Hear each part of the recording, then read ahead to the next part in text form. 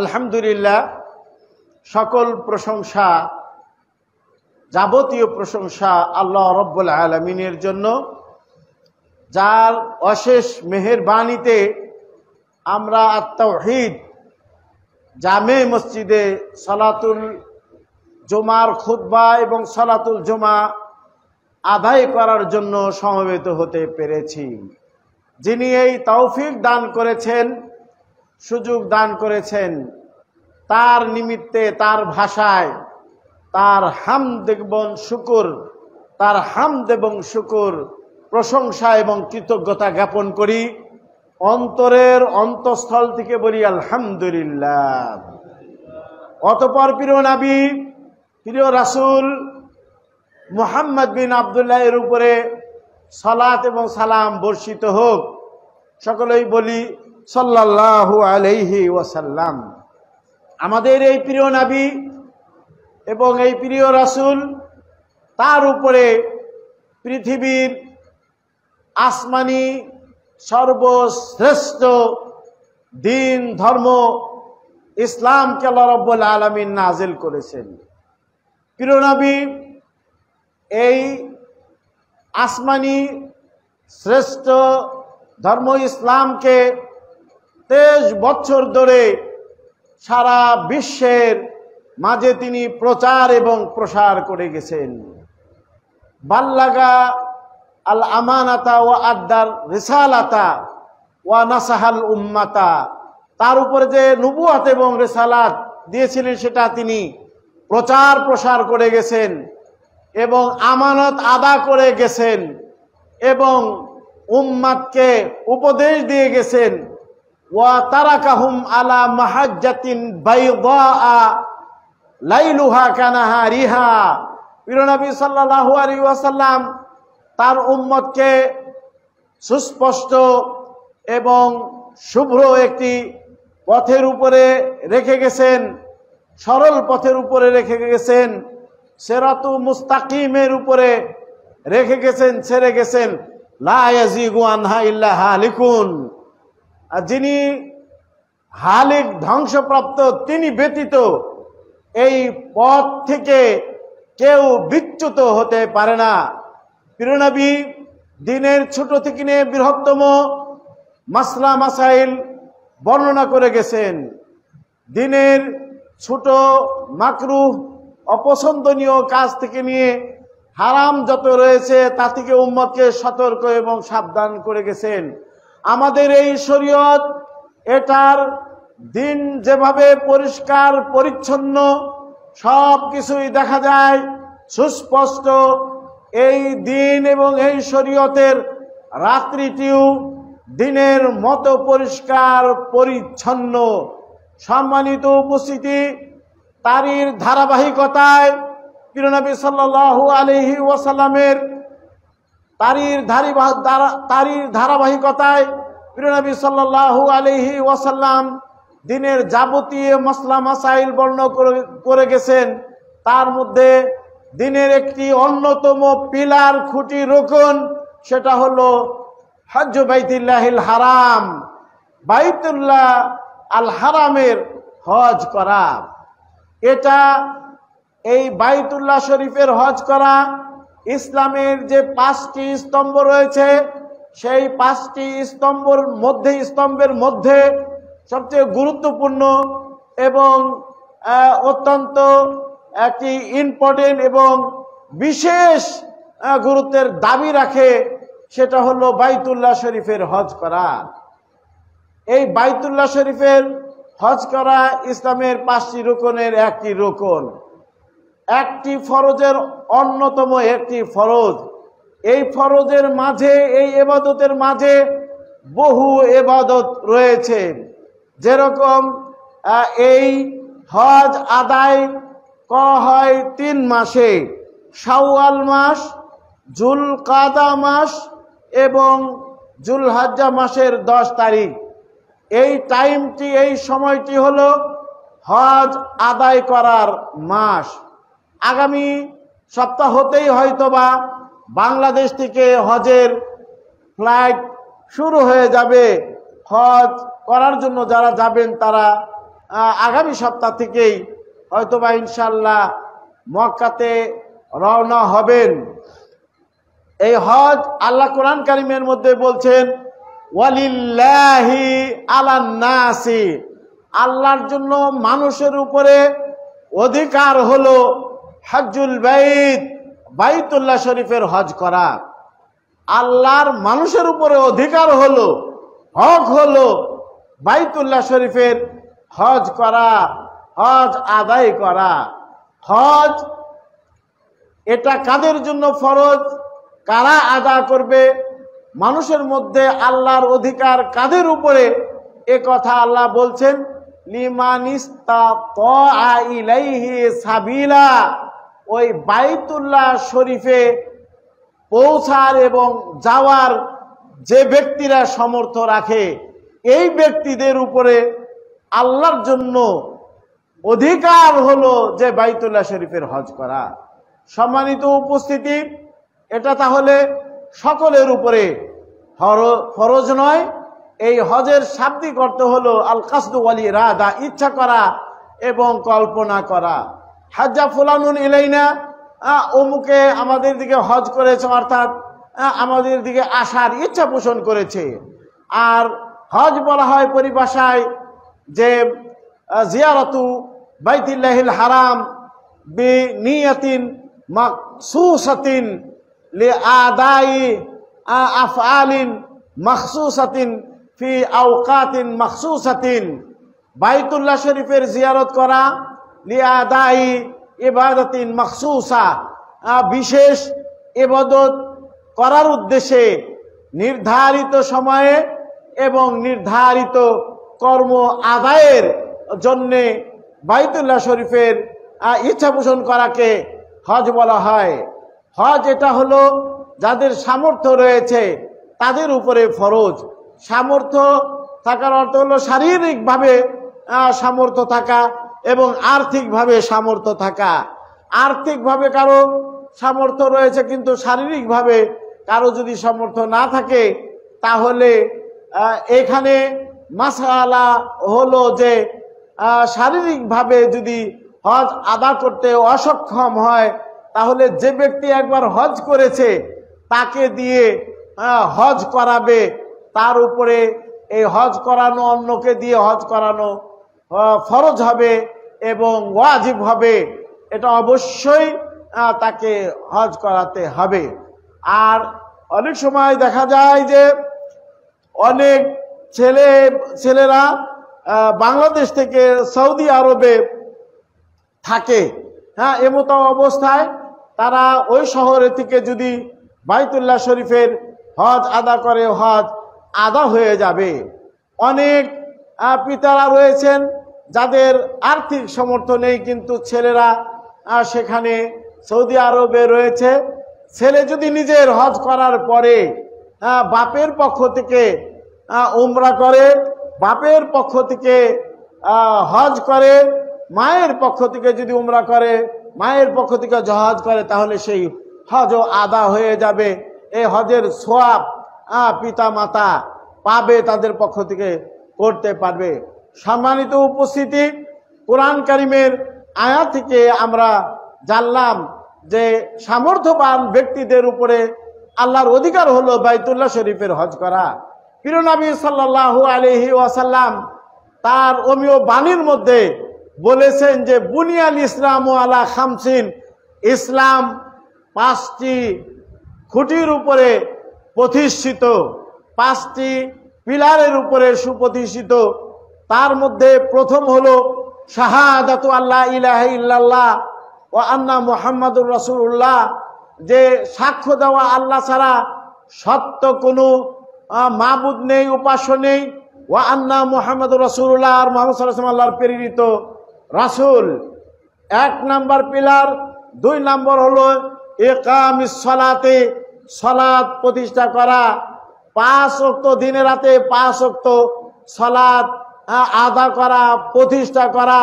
সালাতের যে ফরজ রয়েছে, সালাতের যে রুকন রয়েছে, সালাতের যে ওয়াজিব রয়েছে, সালাতের যে সুনান রয়েছে, এগুলো ঠিকঠাক মতো আদায় করে সালাত আদায় করাকে ইকামাতুস সালাহ বলা হয়। অথবা এই সালাতকে আল্লাহ রাব্বুল আলামিন এবং তার প্রিয় নবী সময় নির্ধারণ করে সালাতকে ফরজ করেছেন, ঠিক সময়ে সালাত আদায় করাকে ইকামাতুস সালাহ বলা হয়েছে। জোহরের সালাতের জন্য একটা নির্ধারিত টাইম রয়েছে, আসরের জন্য নির্ধারিত টাইম রয়েছে, মাগরিবের জন্য নির্ধারিত টাইম রয়েছে, এশার জন্য নির্ধারিত টাইম রয়েছে, ফজরের জন্য অনুরূপ নির্ধারিত টাইম রয়েছে। এই টাইমে এই সালাতগুলো তার টাইমে আদায় করার নাম ইকামাতুস সালাহ অথবা মুহাফাজাতুন আলা সালাওয়াত, সালাতের প্রতি যত্নবান হওয়া। তবে প্রিয় নবী সাল্লাল্লাহু আলাইহি সাল্লাম বলছেন, তাকে জিজ্ঞাসা করা হয়েছিল আইউল আমালি আফদালু ইনদাল্লাহ, আল্লাহর নিকটে সবচেয়ে উত্তম আমল, উত্তম নেক কর্ম কোনটি? প্রিয় নবী বলছেন আসসালাতু আলা আউয়ালি ওয়াক্তিহা, 5 ওয়াক্ত সালাত আউয়াল ওয়াক্তে আদা করা আল্লাহ রাব্বুল আলামিনের নিকটে প্রিয় আমল। তাই আমরা 5 ওয়াক্ত সালাত আউয়াল ওয়াক্তে, প্রথম ওয়াক্তে আদা করে থাকি। কেউ যদি শেষ টাইমে আদায় করে তার সালাত আদায় হয়ে যাবে, কিন্তু এই আউয়াল ওয়াক্তে, প্রথম ওয়াক্তে সালাত আদায় করার যে ফজিলত মর্যাদা, এটা থেকে সে বঞ্চিত হয়ে যাবে।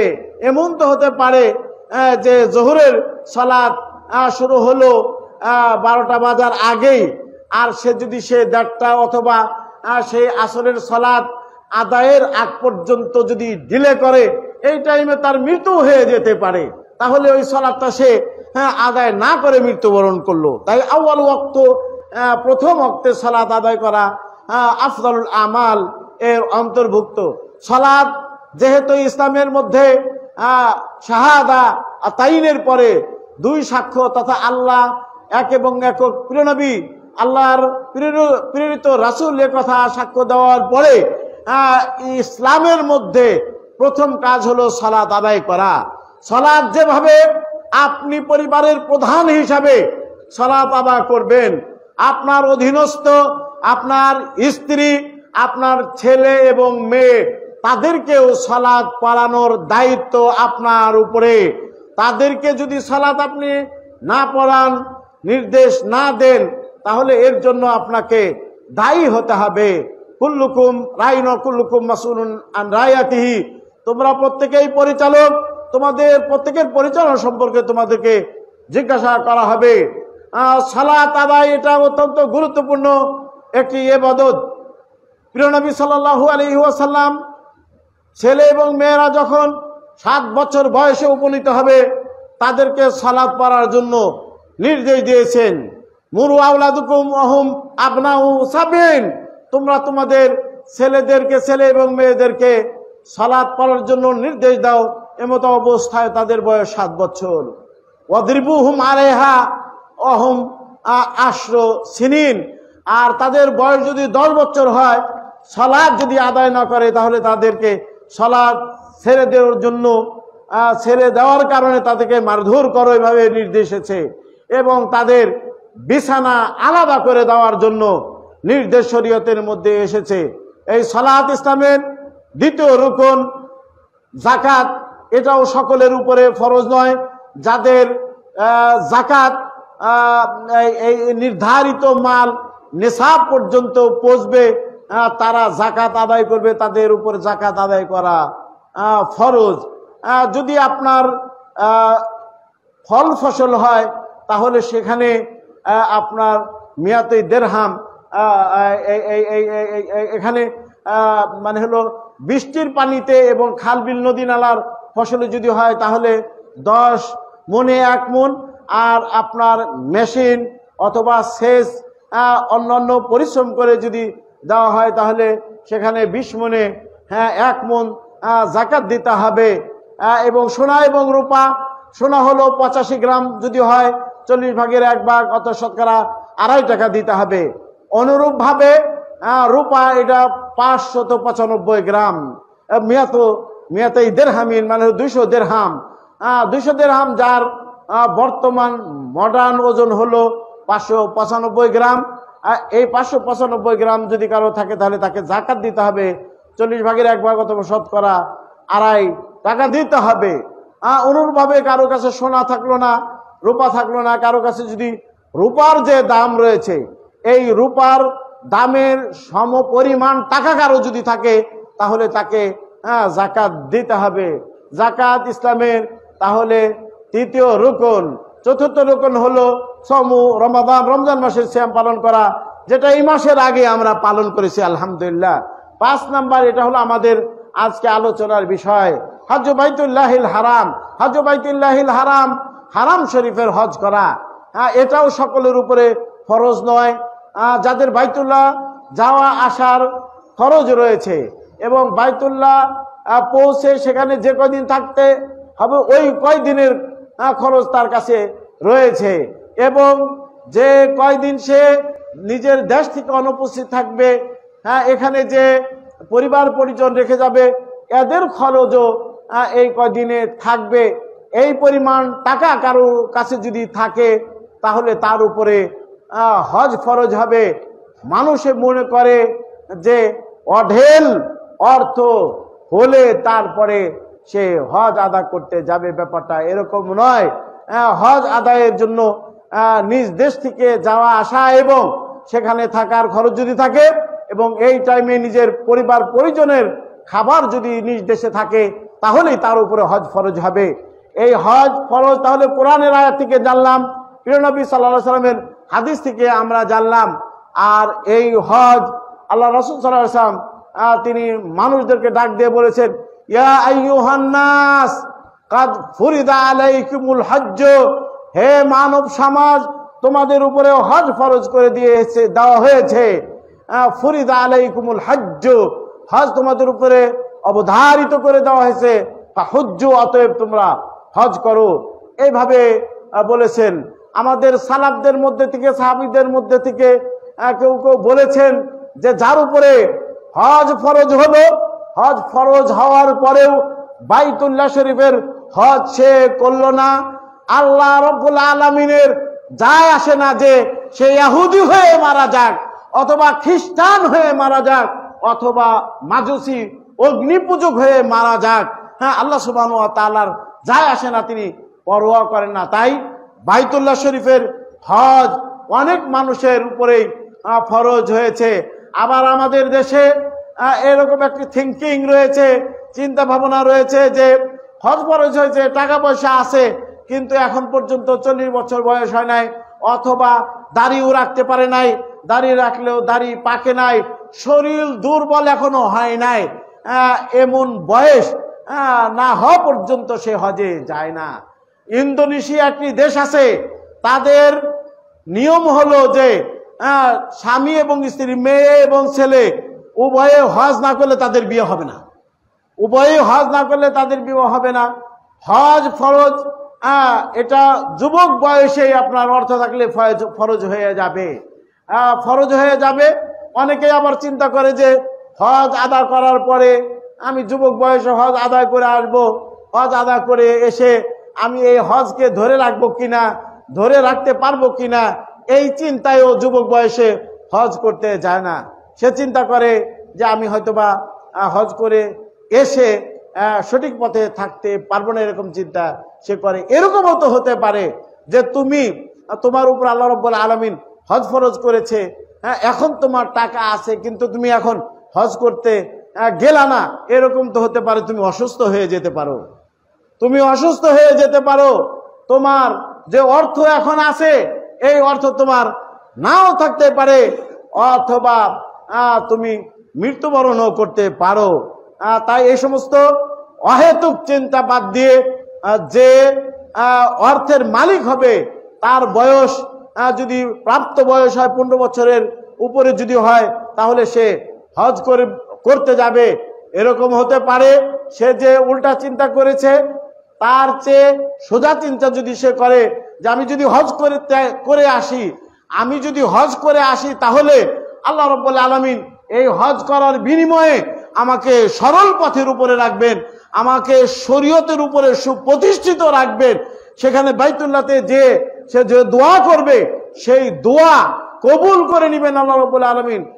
মৃত্যু মানে মৃত্যুর আগ পর্যন্ত, মৃত্যু অবধি সে শরীয়তের উপরে সুপ্রতিষ্ঠিত থাকবে।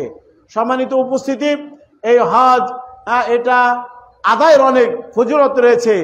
রাসূল বলেছেন, আল উমরাতু ইলাল উমরাতে কাফারাতুল লিমা বাইনাহুমা, এক উমরা করা থেকে নিয়ে অপর উমরা করা পর্যন্ত এই দুই উমরার মাঝে যে টাইম, এই টাইম সময়ের মধ্যে যে পাপগুলো হবে, এই পাপের কাফারা হয়ে যাবে দ্বিতীয় উমরা করা। বলেন সুবহানাল্লাহ। তারপরে আল্লাহ রাসূল বলছেন যে আল হজ্জুল মাবরুরু লাইসা লাহু জাযাউন ইল্লাল জান্নাহ, গৃহীত হজের সওয়াব এবং এর প্রতিদান জান্নাত ব্যতীত আর কিছু হতে পারে না। আপনি যদি হজ করেন, সেই হজ যদি রাসূলের তরিকায় হয়, যেভাবে রাসূল বলেছেন খুযু আন্নী মানাসিকাকুম, তোমরা আমার কাছে থেকে হজের বিধিবিধানগুলো গ্রহণ করে নাও, শিখে নাও। যেভাবে রাসূল সালাত আদায়ের ব্যাপারে বলছেন, সল্লু কামা রাআইতুমুনি উসাল্লি, তোমরা আমাকে যেভাবে সালাত করতে দেখছ তোমরা এইভাবে সালাত আদায় করো। সালাতের ব্যাপারে প্রিয় নবী সাল্লাল্লাহু আলাইহি ওয়াসাল্লাম যেভাবে বলেছেন, অনুরূপ ভাবে প্রিয় নবী সাল্লাল্লাহু আলাইহি ওয়াসাল্লাম বলছেন যে হজ আমি করতেছি, হজের বিধিবিধানগুলো কিভাবে আদা করতে হয়, এর সিফাত, এর পদ্ধতি কি, এটা তোমরা আমার কাছ থেকে তোমরা জেনে নাও। রাসূলের পদ্ধতিতে যদি হজ হয়, সেই হজ গৃহীত হবে। হজ গৃহীত হলে এর প্রতিদান একমাত্র জান্নাত, আপনি জান্নাতে চলে যাবেন। অন্য হাদিসের মধ্যে আল্লাহ রাসূল বলছেন যে মান হাজ্জা ওয়ালাম ইয়ারফুস ওয়ালাম ইয়াফসুক রাজা মিন দুনুবিহি কায়াউমিন ওয়ালাদাতহু উম্মুহু, যে ব্যক্তি হজ করলো, হজ করা অবস্থাতে লাম ইয়ারফুস, অশ্লীল কোনো কথাবার্তা বলল না, ওয়ালাম ইয়াফসুক, ফাসিকি কোনো কাজের মধ্যে লিপ্ত হলো না, রাজা মিন দুনুবিহি, ওই ব্যক্তি তার পাপ থেকে ফিরে আসবে কায়াউমিন, ওই দিনের মতো ওয়ালাদাতহু উম্মুহু, যেদিন তার মা তাকে জন্ম দিয়েছিল। মা যেদিন শিশুকে জন্ম দেয়, ছেলে হোক আর মেয়ে হোক, তার কি কোনো পাপ থাকে? কোনো পাপই তার থাকে না। ওই শিশু যেরকম ভাবে নিষ্পাপ এবং তার কোনো অপরাধ থাকে না, যে ব্যক্তি আল্লাহর ঘরের হজ করবে, অশ্লীল কথা বলবে না, ফাসিকি কোনো কাজের মধ্যে লিপ্ত হবে না, এ ব্যক্তি তার পাপ থেকে ফিরে আসবে ওই দিনের ন্যায় যেদিন তার মাতা তাকে জন্ম দিয়েছিল, অর্থাৎ সে নিষ্পাপ হয়ে যাবে। এই হজের ফজিলতের মধ্যে আরো ফজিলত হলো, আল্লাহ রাসূল বলছেন তাবিউ বাইনাল হজ্জি ওয়াল উমরাতি ফাইন্নাহুমা ইয়ানফিয়ানিল ফাকর ওয়াদ দুনুবা কামা ইয়ানফিল কিরু খাবাসাল হাদিদি ওয়াল যাহাবি ওয়াল ফিদ্দাতি। আল্লাহ রাসূল বলেছেন যে তোমরা পর্যায়ক্রমে হজ এবং উমরাকে করতে থাকো, তোমরা ধারাবাহিকভাবে হজ এবং উমরা করতে থাকো। জীবনে একবার হজ এবং উমরা করা ফরজ, পরবর্তীতে যে হজ এবং উমরাগুলো করবে সেগুলো নফল হজে পরিণত হবে, নফল উমরাতে পরিণত হবে। নফল হজ এবং উমরা হলে কি হবে? আল্লাহ রাসূল সাল্লাল্লাহু আলাইহি সাল্লাম বলেছেন যে এই ধারাবাহিকভাবে হজ এবং উমরা যে ব্যক্তি করবে, এক বছর হজ করলো, আপনি এই বছর হজ করলেন, পরের বছর আবার উমরা, পরের বছর আবার হজ, পরের বছর আবার উমরা, অর্থ যদি থাকে এইভাবে যদি আপনি হজ আদা করেন, তাহলে এই হজ এবং উমরা আদায় করা ইয়ানফিয়ানিল ফাকরা ওয়াদ দুনুবা, আপনার দরিদ্রতাকে মিটিয়ে দিবে, মুছে দিবে, এবং আপনার পাপকে মিটিয়ে দিবে, মুছে দিবে। কামা ইয়ানফি আল কিরু খাবাসাল হাদিদ, যেরকমের কামারের যে হাফর রয়েছে, ওই হাফর লোহার যে জং রয়েছে, স্বর্ণের যে খাত রয়েছে, রূপার যে খাত রয়েছে, ওই খাতকে আগুনে দিলে যেভাবে দূর হয়ে যায়, চলে যায়, অনুরূপ ভাবে আপনি পর্যায়ক্রমে একের পর এক যদি হজ এবং উমরা করেন, তাহলে আপনার দরিদ্রতা মিটে যাবে, দরিদ্রতা থাকবে না এবং আপনার জীবনে কোনো প্রকারের পাপ থাকবে না। প্রিয় নবী সাল্লাল্লাহু আলাইহি সাল্লাম এইভাবে বলেছেন।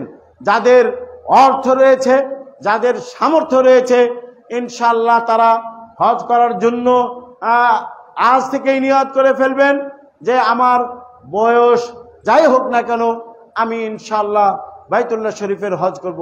মানুষ দেখা যায় যে এই বাইতুল্লাহ শরীফের হজ করতে যায় না, এখানে টাকা খরচ হবে বিধায়, অথচ পৃথিবীর বিভিন্ন স্পট দেখার জন্য সেখানে বহু টাকা অগণিত অসংখ্য অর্থ ব্যয় করে সেখানে যে আনন্দ করে, বিনোদন করে, অথচ মক্কা এবং মদিনার মতো সুন্দর শহর পৃথিবীর কোনো জায়গাতে নেই।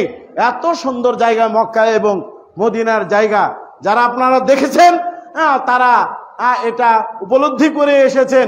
আমি তাই বলবো যারা দেখতে পান নাই, আর আমাদের বক্তব্য এটা লাইভ হচ্ছে, যারা আমার বক্তব্য শুনছেন, যে শ্রোতা দর্শক আমার বক্তব্য শুনছেন, আপনাদেরকে বিনীতভাবে বলছি যে যাদের অর্থ রয়েছে আর দেরি নাই, এই হজ ফরজুন আলাল ফাউর, মানে তাৎক্ষণিকভাবে হজ আদায় করা ফরজ।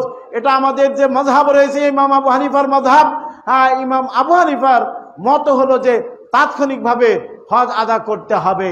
হজ আদায় ফরজ হয়ে গেছে, আপনি করলেন না, বললাম এর আগে অসুস্থ হয়ে যেতে পারে, তার পরবর্তীতে তার অর্থ নাও থাকতে পারে, শারীরিকভাবে সে আনফিট হয়ে যেতে পারে, তাই যখন অর্থ থাকবে তখনই হজ করবেন। হজ এটা 3 ভাগে বিভক্ত, একটি হলো হজ্জুত তামাত্তু অথবা হজ্জুত তামাত্তু, হজ্জুল ইফরাদ, আর একটা হলো হজ্জুল কিরান। এই 3 প্রকারের হজ রয়েছে।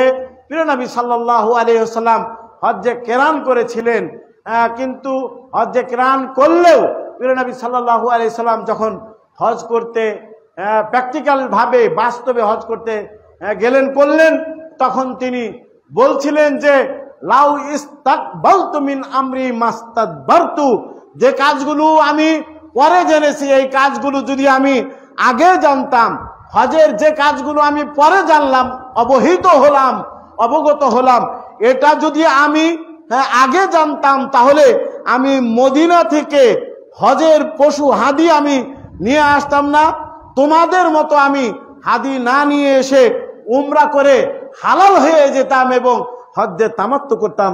প্রিয় নবী সাল্লাল্লাহু আলাইহি ওয়াসাল্লাম এভাবে তামান্না এবং আশা করেছিলেন। আল হজ্জুল ইফরাদ আর এক প্রকার। এই 3 প্রকারের যে প্রকারই হজ আদা কেউ করুক না কেন হজ আদা হয়ে যাবে। হজের ফজিলতের মধ্যে আরেকটি আপনার রয়েছে, ফজিলত রয়েছে।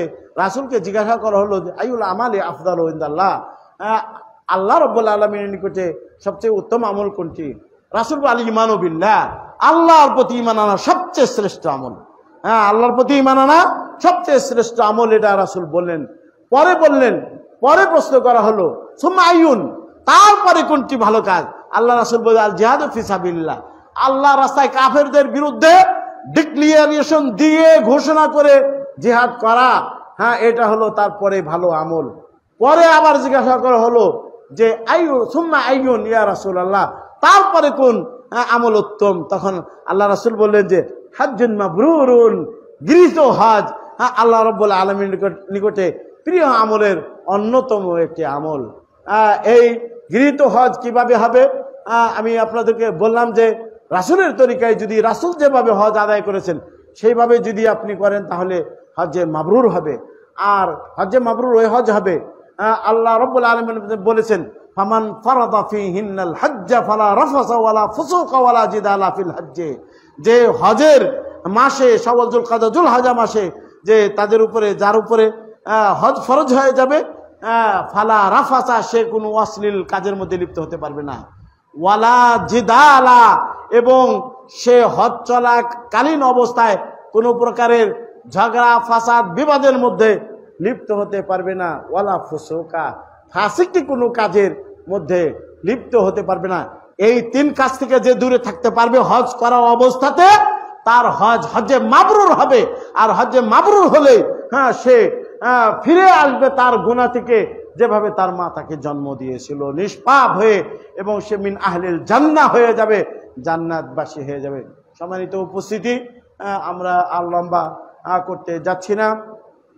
দ্বিতীয় খুতবার মধ্যে আমরা হজ 3 প্রকার বললাম, এবং এই 3 প্রকারের মধ্যে উত্তম হজ হলো হজ্জুত তামাত্তু। তামাত্তু হজের সিফাত এবং তার বর্ণনা দিয়েই আমরা আমাদের আজকের দ্বিতীয় খুতবা শেষ করব। বারাকাল্লাহু লানা ওয়া লাকুম ফিল কুরআনি আযীম ওয়া নাফা'না বিল আয়াতি ওয়া যিকরিল হাকীম ফাইন্নাহু তাআলা জাওয়াদুন কারীম মালিকুম রাউফুর রহিম। আলহামদুলিল্লাহ রাব্বিল আলামিন ওয়া সালাতু ওয়া সালামু আলা আশরাফিল আমবিয়া ওয়াল মুরসালিন নবিয়িনা ওয়া রাসূলিনা মুহাম্মদ ইবনে আব্দুল্লাহ ওয়া আলা আলিহি ওয়া সাহবিহি আজমাইন, আম্মা বাদ। সম্মানিত উপস্থিতি, আলহামদুলিল্লাহ হজের ফজিলত সম্পর্কে, গুরুত্ব সম্পর্কে এবং কাদের উপরে হজ ফরজ, এই মর্মে কোরআন এবং হাদিসের আলোকে কিছু কথা আপনাদের খেদমতে আমি পেশ করেছি। আমি হজ কত প্রকার এটাও বলেছি। হজ 3 প্রকারের, হজ আল কেরান অথবা কেরান, তামাত্তু এবং ইফরাদ। বলে ফেলেছি যে প্রিয় নবী সাল্লাল্লাহু আলাইহি সাল্লাম হজে কেরান করেছিলেন। হজে কেরান মানে হলো হজ এবং উমরার একই সঙ্গে নিয়ত করা। আল্লাহুম্মা লাব্বাইক হাজ্জান ওয়া উমরাতান, আল্লাহুম্মা লাব্বাইক উমরাতান ওয়া হাজ্জান, এইভাবে এহরাম বাঁধা। একবারে সেই 10 তারিখের জুলহজ মাসের 10 তারিখে সেই 10 তারিখে 4টি কাজ রয়েছে। বড় পাথরকে জামরা মানা, মাথার চুল খাটো বা মুন্ডন করা, কোরবানি করা এবং তাওয়াফে ইফাদা করা। এই 4টি কাজের যে কোনো 2টি কাজ করলে সে হালাল হতে পারবে এই 10 তারিখ পর্যন্ত। এই 10 তারিখের এই 4টি কাজের 2টি কাজ করার আগ পর্যন্ত সে এহরাম খুলতে পারবে না। এটা হলো হজ্জে কেরান। কেরান মানে মিলানো, এহরাম বাঁধবে হজ এবং উমরার একসঙ্গে। আর হজ্জে ইফরাদ, ইফরাদ মানে শুধু হজের মাসে হজের এহরাম বাঁধবে, বলবে লাব্বাইক হাজ্জান অথবা আল্লাহুম্মা লাব্বাইক হাজ্জান, এইভাবে এহরাম বাঁধবে। এই ব্যক্তিও একবারে সেই পর্যন্ত 10 তারিখ পর্যন্ত এহরাম অবস্থায় তাকে থাকতে হবে। এবং ইফরাদ যারা করবে তাদের জন্য কোরবানি নেই এবং মক্কাবাসীদের জন্য কোরবানি নেই। সম্মানিত উপস্থিতি, বাকি থাকে হলো হজ্জুত তামাত্তু। হজ্জুত তামাত্তু হলো যে আপনি যে দেশ থেকেই যান না কেন, আপনি প্রথমে এই এহরাম বাঁধবেন। প্রথমে আপনি এহরাম বাঁধবেন উমরার, বলবেন আল্লাহুম্মা লাব্বাইক উমরাতান, অথবা বলবেন লাব্বাইক উমরাতান। এভাবে আপনি এহরাম বেঁধে তালবিয়া পাঠ করবেন। একবারে সেই কাবা শরীফে পৌঁছে তোয়াফ শুরুর আগ পর্যন্ত এই তালবিয়া পাঠ করবেন। তারপরে আপনি তোয়াফ শুরু করবেন। হজের আসওয়াদ থেকে তোয়াফ শুরু হবে, আপনি আবার ওখানে আসলে 1 সাউত অথবা 1 চক্কর হবে। এইভাবে 7 চক্কর আপনি দিবেন। এহরাম বাঁধা এবং বাইতুল্লাহ শরীফে পৌঁছে বাইতুল্লাহর তোয়াফ করা। এই তোয়াফের মধ্যে আপনি যে কোনো দোয়া পড়তে পারেন, কিন্তু হজরে আসওয়াদ এবং রুকনে ইয়ামানি এবং হজরে আসওয়াদের মাঝখানে রব্বানা আতিনা ফিদ দুনিয়া হাসানাহ ওয়া ফিল আখিরাতি হাসানাহ ওয়া কিনা আযাবান নার, এই দোয়া পাঠ করবেন।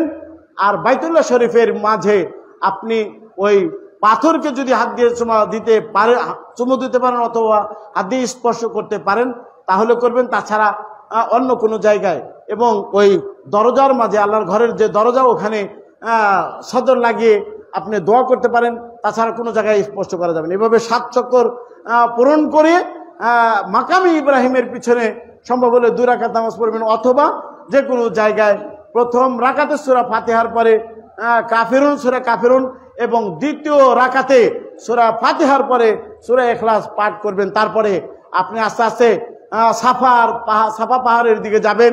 সেখানে পৌঁছে কাবার দিকে হাত উত্তোলন করে 3 বার আল্লাহু আকবার, লা ইলাহা ইল্লাল্লাহু ওয়াহদাহু লা শারীকা লাহু লাহুল মুলকু ওয়া লাহুল হামদু ওয়া হুয়া আলা কুল্লি শাইইন কাদির, এই দোয়া 3 বার, লা ইলাহা ইল্লাল্লাহু ওয়াহদাহু আনজাযা ওয়াহদাহু ওয়া নাসারা আবদাহু ওয়া হাযামা আল আহজাবা ওয়াহদাহু, এই দোয়াও 3 বার।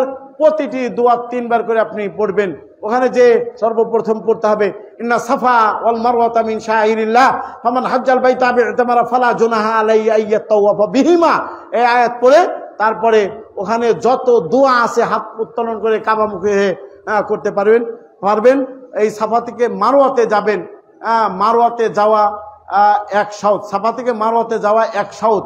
সাফা থেকে মারওয়াতে যাওয়ার সময় এই সবুজ বাতি রয়েছে, এখানে একটু দূরত্ব চলার কথা রয়েছে, ওটাকে বলা হয় সাই করা। সাফা থেকে মারওয়াতে যাবেন 1 সাউত, আবার মারওয়াতে যে ওই মারওয়াতে যেও অনুরোধ দোয়া করবেন, কিন্তু আয়াতটা শুধু পড়বেন না।